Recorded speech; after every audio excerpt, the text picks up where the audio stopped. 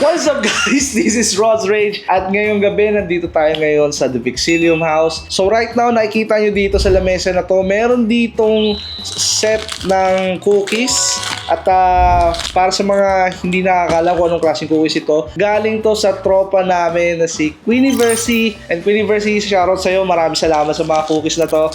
And syempre, hindi ko to titikman guys na mag-isa. Kaya guys, tatawagin ko yung kasama ko nakakain nito at titikim kung gaano ba kasarap ang Queen's Delight cookies ni Queenie Versi. Okay, tawagin na natin. Otits! Uy, andyan na ba? Andyan na ba yung cookies? Omsim boy, lapit na dito. Let's go. Tingnan na natin. Ayan, dito na yung kasama natin si Otits. Ayan, upo dito, boy. Ano bang meron ngayon dito? Kasi boy, meron akong in-order galing kay Kweng Kweng. Oo. Order ako boy, alam mo ginawa ko? Hindi isa, hindi dalawa, Kundi? marami boy. Aba. Kasi meron din tayong ayan boy. Gano'n ka dami to? Ang dami yan boy. Napakita, Tik mo. Oh, ang dami yan boy. Grabe yung laman yan, oh. Pinakyaw natin boy yung cookies ni Kweng Kweng. Kaya Queenie Versi, thank you very much ulit. So ngayon, titikman na natin. Ano ba una natin titikman na cookies? So, tingnan natin ngayon yung OG Classic. Alright. Tingnan natin kung anong lasa nito. So nakalagay dito pre, Choco Chip Cookie. Yun yung flavor niya boy. OG Classic Choco Chip Cookie. Okay. So talagang ito yung ito yung pinakauna nila boy. Yung una niyang gawa na flavor original. So, wait muna. Tingnan muna natin yung Alright. packaging. Ayan. Ayan. Check natin yung packaging. Ayan. Oh, oo nga no. Ganda. Parang buksan ko pa ba? Parang ayaw ko siyang buksan. Parang napaka-aesthetic eh, no? Aesthetic. Aesthetic. Ayan. Buksan na natin. Ayan. Alright, buksan na natin, boy. Grabe, oh. Tingnan mo muna yung texture, boy. Parang napakalaki, parang. Kalaki-laki ng, niya, pagkakagawa niya. Talaga solid, boy. So, tingnan mo, sakto pa sa kamay ko, boy. Ang laki. Usually, no, ang mga ibang cookies alam mo, parang kasing laki lang siya ng mga chips. Oo, yung... Nip, alam mo na yun. Ganun lang, boy. So, ito medyo malaki siya. Hindi, malaki pala talaga siya. Okay? Oh, sige. Malaki talaga siya. Ang galit na galit yung gumawa, eh, no? Yeah, may TLC. Ano naman TLC? Ano may TLC? Tenderly, lovingly, care. Talaga naman. Tingnan natin kung tenderly loving care ba din ang lasa nito, boy, no?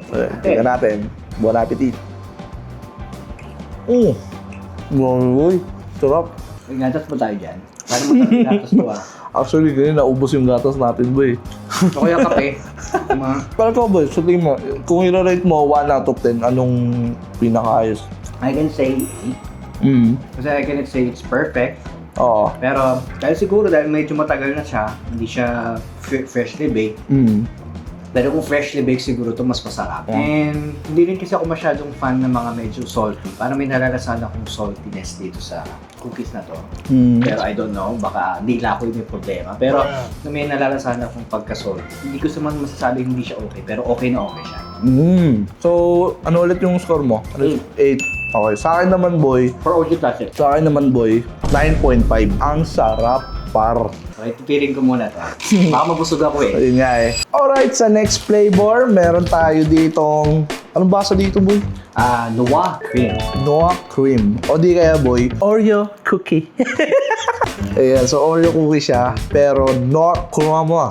Noah Cream mo. Noah. Noah Cream mo. Okay, subuksan ulit natin, boy.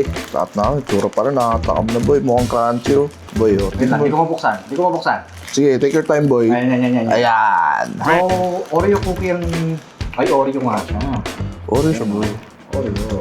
Tapos tingnan mo, boy. Malaki din, boy, oh. Talaga naman palm yung laki niya. Tapos ang daming cookies na nakakabit, boy. Kaya sa bagay, ano nga, cookies nga. Cookies nga, ni. Masarap pa ata ito kung may gatas ulit. Oo nga, eh. Gatas na naman. Alam mo, Kweng susunod mag-add ka ng gatas. Lagay mo sa package. No? Lagay mo sa package, no? Pag sausaw lang. Tapos, ano pa ba? Tingnan na natin. Wait lang. Okay, game. Tingnan na natin. Tingnan na natin. Okay, sige. Okay. So, masabi ko boy sa cookies na to parang nire-rate ko out of 10 to 8. Oh, ba't naman 8? Ano kulang? Parang, Kulang. parang feel ko 8 boy. Kasi minsan 'di ba, masarap siya pero minsan masama din pag sobra. Ako masabi ko sobrang tamis nito, boy. Ako Ikaw. nalalasahan ko, alam mo yung mga banana cake. Parang Bomba. nagaganon ako nalalasahan. Oo nga, no? Parang Yung banana cake, banana cake nga, boy. oo. Parang may banana cake ako nalalasahan. Kasi napansin ko lang din yung mga cookies ni Queenie Bear is parang may pagka-cake kasi ang laki. Totoo. Kala mo cake na din ang kinakain mo. Pero it's good kasi madami yung madami. Malaki. Mahilig ko sa malaki, boy, no?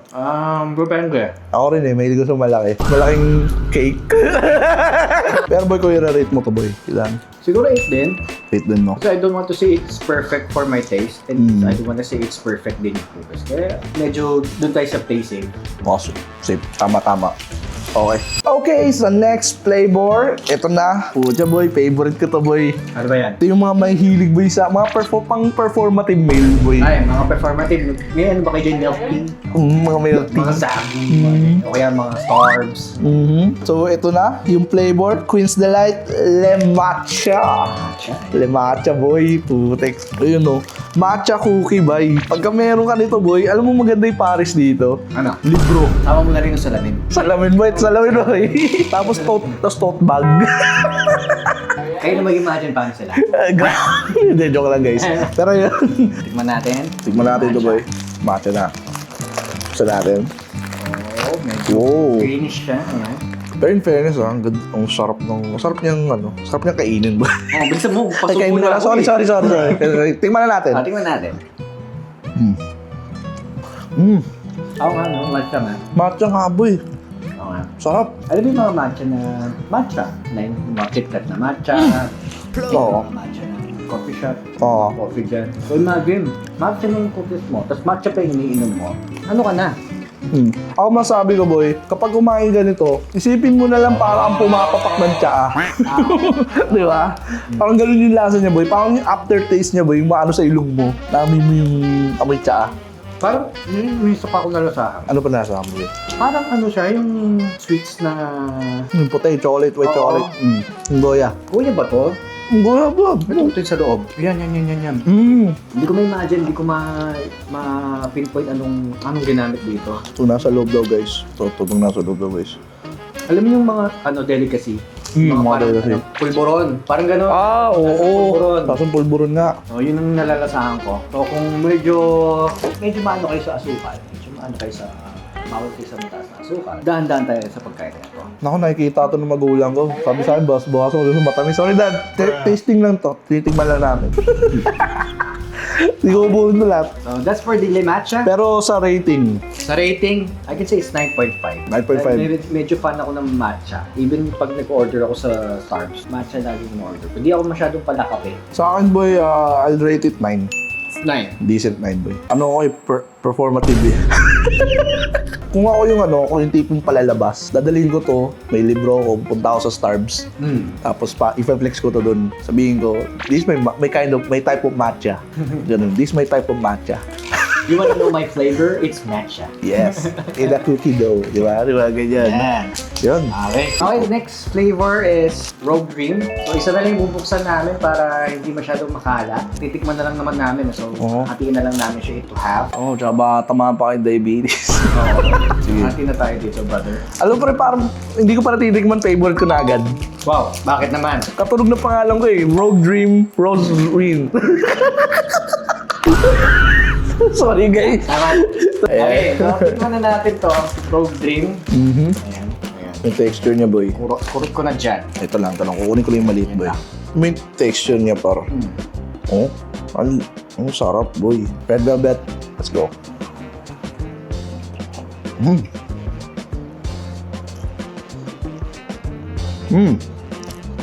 Ito mo tututbrush ako. Red velvet. Red velvet too. So, medyo okay naman siya sa akin. Baka hindi ko lang nakurot yung goya ulit. Pero okay siya, hindi siya masyadong matamis, hindi siya masyadong maalat. Sa lahat ng flavors, ito yung pinakanagustuhan ko dahil sakto siya. Subtle lang sa panlasa ko siya. Hindi rin masyadong matamis, hindi rin masyadong maalat. Sakto lang. Hindi siya masyadong overpowering. Okay siya. Sa akin naman, boy, parang nananamnam ko siya ng maigi. Sarap, boy. Tsaka gusto ko yung combination ng white chocolate tsaka yung red velvet, pre. Napagsama niya ng tama, boy. Tapos, malinamnam yung loob. Parang ito pa lang ata yung natitikman ko na sobrang linamnam ng loob, boy. Okay. Para sa akin hindi Para ano. sa'yo. Pero masarap, guys, para matandaan nyo na maigi ang mga pagkain. Masarap pinapares lagi yan sa mga drinks. Kaya kung mahilig kayo sa coffee, mahilig kayo sa mga juice or whatsoever, din kasi mas na reset yung palette ng panlasa nyo. So right now, medyo magulo na yung palette ng panlasa namin kasi hindi kami nag-drinks. Kumukuha tayo, Dres. Hindi tayo kumatubig. Tubig. Ayun. At ayun guys, kumuha na kami ng tubig. Dahil para mabanlaw yung taste buds namin, boy. Okay na tayo sa red. Hindi, rate mo muna. Out of 10. Di pa na nare-rate. Ay, sa akin, 9.5 ulit. 9.5 ulit. Well, sakto yung panlasa sa akin. Tapos sa akin, 9. Ayun. Alright guys, this is the last but not the least. Isa to sa highly nire-recommend sa atin ni Kweng Kweng. Ito yung bago niyang sinusubukan na flavor. Tawag dito is S'mores Supreme. So, dito, S'mores Cookie. Yun lang nakalagay dito. Alright, so ako naman ang magbubukas. Pakak. Kunting serving lang sa akin, ha? Muna. Oh yeah, kumurot ka. Kukurot ako. Boy, ang lambot boy. Sobrang lambot boy. Uy, meron siya sa loob, ha? Boy, pero tingnan mo pre yung loob boy. Ayun o. Diba? Sobrang sarap boy. Tingnan mo yung loob to. Wow! Finisil pa talaga. Ayun, kuha lang konti. Actually, you know what? Kagatin mo lang. Ay, kagitin mo na. Nakali boy. Ayoko na. Busog na ako. Kala ko kalasa niya yung sa red velvet. Yung parang pulboron na nalasa sa akong po. Pero s'mores pala talaga to. So, kung fan ka ng s'mores, kasi ever since di ako fan ng s'mores talaga. Kahit yung mga normal na s'mores talaga. So itong s'mores guys, highly recommended siya para sa mga chikiting, mga batang gustong, alam mo yun, may hilig kasi sila sa mga matatamis, sa mga malalambot. Kaya highly recommended ito sa mga bata pre. Good job. At nung napapansin mo pre, meron din siyang biscuit sa ilalim. May biscuit siya dito boy. Kaya talagang highly recommended talaga ito sa mga bata. Ayun lang ang masasabi ko. Pero kung sa lasa, sa taste, as an adult, 7. 7.5. Ayan, 7.5. Decent 7.5. Ako siguro may score ko rin dito is since hindi talaga ako fan ng s'mores, is 6.5 talaga. 6.5. Pero hindi ko siya masasabing hindi masarap, pero masasabi ko pa rin siya, nandun pa rin siya doon sa deliciousness. Tsaka kung sino mang may mag-enjoy nito s'mores, mga bata talaga, mga chikiting. Ako, isip bata kasi ako, na-enjoy ko eh. Alam ko kasi bawal eh.